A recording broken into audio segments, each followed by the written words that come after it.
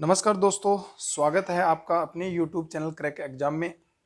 दोस्तों, आज का जो वीडियो है, जैसा आप स्क्रीन पे देख पा रहे होंगे, दक्षिण भारत का इतिहास और इसका भाग तीसरा है। इससे पहले दोस्तों मैंने आपको दो भाग करवा दिए हैं, जिसमें मैंने आपको दक्षिण भारत के इतिहास से संबंधित पहले वीडियो में एक बेसिक जानकारी दी थी कि दक्षिण भारत का इतिहास कहाँ से शुरू होता है।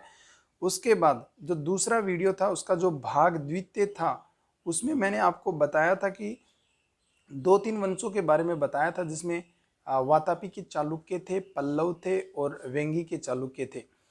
दोस्तों, आज जो ये तीसरा वीडियो है, इसमें भी मैं आपको तीन वंशों के बारे में बताऊंगा। इस वीडियो से दोस्तों जो प्राचीन भारत का इतिहास है वो खत्म हो जाएगा। और दोस्तों, उम्मीद करता हूं कि इस वीडियो को आप अच्छी तरह से एंजॉय करेंगे। दोस्तों, मैं आपको बार बार कहता हूं कि मैं बार बार जितने भी वीडियो बनाता हूं, उन वीडियो में उन महत्वपूर्ण फैक्ट्स को या फिर बिंदुओं को शामिल करता हूं जो आपकी परीक्षाओं के पॉइंट ऑफ व्यू से बहुत ही महत्वपूर्ण होते हैं और बार बार परीक्षाओं में पूछे जाते हैं। तो दोस्तों, ये वीडियो बहुत ही इंटरेस्टिंग होने वाला है। आप मेरे वीडियो तक लास्ट तक बने रहिए। अगर आप मेरे चैनल पर नए हैं तो चैनल को सब्सक्राइब जरूर कर लीजिए, ताकि भविष्य में मेरे द्वारा अपलोड की जाने वाली हर वीडियो की नोटिफिकेशन आपके मोबाइल तक पहुँच सके। चलो दोस्तों, वीडियो की शुरुआत करते हैं। तो जैसे पिछले वीडियो में भी मैंने दोस्तों सबसे पहले चार्ट से शुरुआत की थी। जैसा आप दोस्तों ये देख पा रहे हो, ये भारत का एक दक्षिण का पार्ट है, जो मैंने यहाँ पे एक मेरी पेज पे बना के उसकी फोटो लेके और मैंने यहाँ पे ऐड की है, जिसमें ये वंश पनपे थे।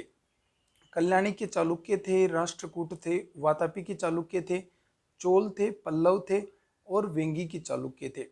तो दोस्तों, मैंने यहाँ पे आपको वातापी के चालुक्य, वेंगी के चालुक्य और पल्लव, ये मैंने दक्षिण भारत के इतिहास का जो दूसरा पार्ट था उसमें करवा दिए थे। आज दोस्तों हम पढ़ने वाले हैं वो कल्याणी के चालुक्य, राष्ट्रकूट और चोल, इन तीन वंशों को पढ़ेंगे। ये तीन वंश हमने पहले पढ़ लिए थे। ठीक है दोस्तों, तो एक बार आप वीडियो को पॉज करके यहाँ पे इसकी स्थिति को जान लेंगे और फिर पूरा कॉन्सेप्ट अपने माइंड में बनाएंगे और उनकी स्थिति के हिसाब से उनको याद रखेंगे। चलो दोस्तों, अगली स्लाइड पे चलते हैं। तो सबसे पहला है राष्ट्रकूट वंश। अब राष्ट्रकूट वंश जो पनपा था वो मैंने आपको बताया था, जो वातापी के चालुक्य थे उसके जस्ट ऊपर की साइड में ये राष्ट्रकूटों का वंश पनपा था। इनके संस्थापक कौन थे, इनकी राजधानी क्या थी, प्रमुख शासक कौन कौन थे, उन्होंने क्या क्या कार्य किए थे, ये सब परीक्षाओं में प्रश्न पूछ लिए जाते हैं, महत्वपूर्ण बिंदु के रूप में होते हैं। फिर उसका अंतिम शासक के रूप में प्रश्न पूछे जाते हैं। यहाँ पे सबसे पहला बिंदु है संस्थापक के रूप में। तो संस्थापक के रूप में हमेशा दंती दुर्ग को याद रखेंगे। जो राष्ट्रकूट वंश थे उनके संस्थापक दंती दुर्ग थे। इनकी राजधानी थी मान्यखेत। राजधानी से भी बार बार परीक्षाओं में प्रश्न पूछे जाते हैं। अगले बिंदु के रूप में हम देखेंगे प्रमुख शासक कृष्ण प्रथम, ध्रुव, गोविंद, आमोद वर्ष, कृष्ण द्वितीय, कृष्ण तृतीय आदि। अगला बिंदु है कृष्ण प्रथम ने एलोरा के प्रसिद्ध कैलाश मंदिर का निर्माण करवाया था।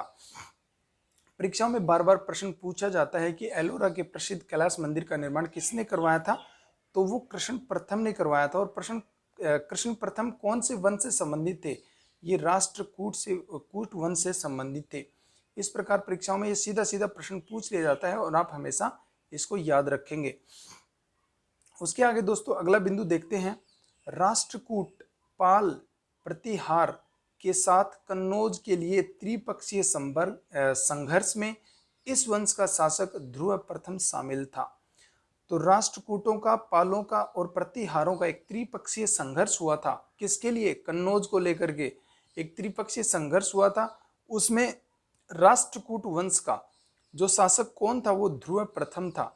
ध्रुव प्रथम ने इस त्रिपक्षीय संघर्ष में हिस्सा लिया था, जो त्रिपक्षीय संघर्ष कन्नौज के लिए हुआ था। तो परीक्षाओं में प्रश्न पूछ लिया जाएगा कि राष्ट्रकूट वंश की तरफ से कन्नौज के लिए त्रिपक्षीय संघर्ष में भाग लेने वाला प्रमुख शासक कौन सा था, तो वो था ध्रुव प्रथम।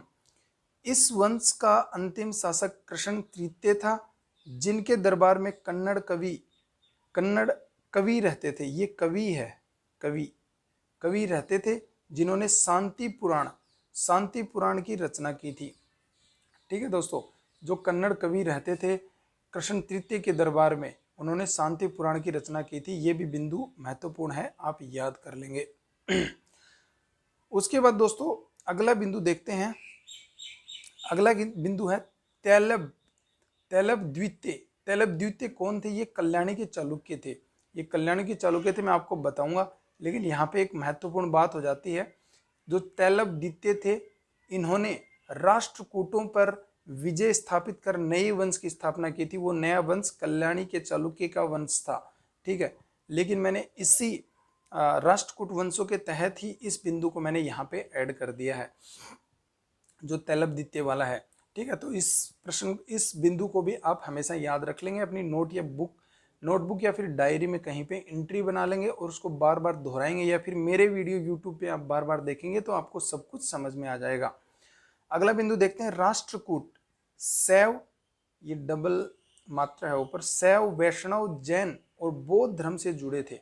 एलोरा एवं एलिफेंटा की गुफा जो महाराष्ट्र में स्थित है, उनका निर्माण राष्ट्रकूट ने ही करवाया, राष्ट्रकूटों ने ही करवाया। ठीक है, तो जो एलोरा और एलिफेंटा की जो गुफाएं हैं, जो मुंबई के पास में पड़ती हैं, इनका निर्माण इन्होंने करवाया था, राष्ट्रकूटों ने करवाया था। हमेशा याद कर लेंगे। और इन गुफाओं की संख्या कितनी थी? दोस्तों संख्याओं से लेकर प्रश्न पूछा जाता है बार बार परीक्षाओं में। तो ये गुफाएं संख्या में 34 थी, कुल संख्या में 34 थी। अब 34 में से कितनी गुफाएं कौन से धर्म से जुड़ी थी उनके बारे में भी, तो ये संख्या में 34 तो थी। 1 से 12 तक बौद्ध धर्म से, 13 से 29 तक हिंदू धर्म से और 30 से 34 तक जैन धर्म से संबंधित थी। तक वो जैन धर्म थे। सबसे ज़्यादा जो गुफाएं आप यहाँ पे देख पा रहे होंगे, वो सबसे ज़्यादा गुफाएं हिंदू धर्म से ही जुड़ी थी, जिनका क्रम 13 से 29 तक है। एलोरा गुफाओं का सर्वप्रथम उल्लेख फ्रांसीसी यात्री थेवियन ने किया था। थेवियन का नाम याद रखेंगे, परीक्षाओं में बार बार प्रश्न पूछा जाता है। ठीक है दोस्तों, अब अगली स्लाइड में देखते हैं कल्याणी के चालुक्य। तो मैंने सबसे पहले आपको तैलब द्वितीय के बारे में बता ही दिया था, जिन्होंने राष्ट्रकूटों को हराया था। ठीक है दोस्तों, तो कल्याणी के चालुक्य संस्थापक तैलब द्वितीय थे। राजधानी इनकी मान्यखेत या फिर कल्याणी थी। तो इस प्रकार ये दोनों नाम आप याद रखेंगे। राष्ट्रकूटों को पराजित कर कल्याणी के चालुक्य वंश की स्थापना की। किसने की? तैलब द्वितीय ने। तैलब द्वितीय ने राष्ट्रकूटों को पराजित कर कल्याणी के चालुक्य वंश की स्थापना की। ठीक है दोस्तों, इस वंश के जो सबसे प्रतापी शासक थे वो विक्रमादित्य चतुर्थ थे। विक्रमादित्य जो चौथे थे वो इस वंश के सबसे प्रतापी शासक थे। इसी के समय मिताक्षरा हिंदू विधि ग्रंथ की रचना, विधिवेता ये विज्ञान में स्वर्ण की, ये आप काट देंगे, ये गलत टाइप हो गया यहाँ पे।